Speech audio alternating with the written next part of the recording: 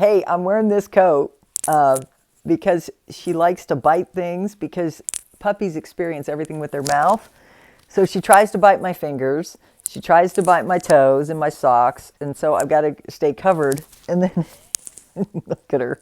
Look at her. She's so playful and so cute. You got to give them plenty of things to chew on or they'll chew on you. And you don't want them to get in the habit of chewing on you. That's bad. You don't want them to bite people. You need to keep them playing with some stuff. See, look, I keep putting this in front of her. Now she's chewing on the blanket, but you got to watch puppies so that they don't start chewing on your personal stuff like leather and stuff. That's why I cover all my leather couches and fuzzy stuff. And I have a blanket so she doesn't bite me in as a person, right? So it's just you got to watch them because if they get in bad habits of chewing on you or your clothes or your shoes, you can't stop it. So you got to prepare them for success. Don't let them form bad habits. This is her first 3 days and they're a lot of work. I'll see you guys live at 2. Just wanted to give you that puppy tip. She likes to bite my earphones, but I keep putting this thing back on her and she fights with me for it. Look, I keep putting that thing back in her mouth. And this thing, I got a couple different things she could chew on. Look, otherwise she's going to try to chew on my wrist.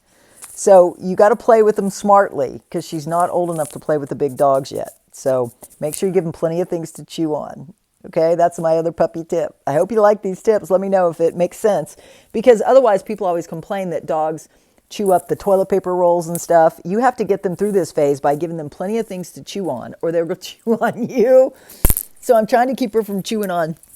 Here's another thing to chew on. Here's another thing to chew on. Plus plenty of bones.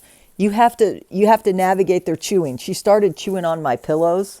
So I had to pull her off there and give her something to chew on. So if she chews on her blanket, that's fine. This is her blanket. See, look. If she's chewing on her blanket, that's fine, but I don't let her chew on the furniture or the things that she has no idea what's furniture, what's go or no. You have to teach her, get off. See, look. My sleeve. Nope. Can't do that. Here, this.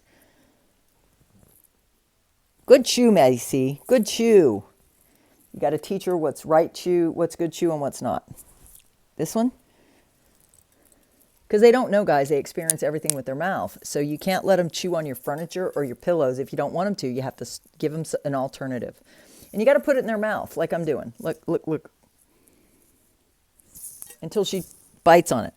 And then when she gets out of hand, you just put her in the playpen so she's safe and can't form bad habits.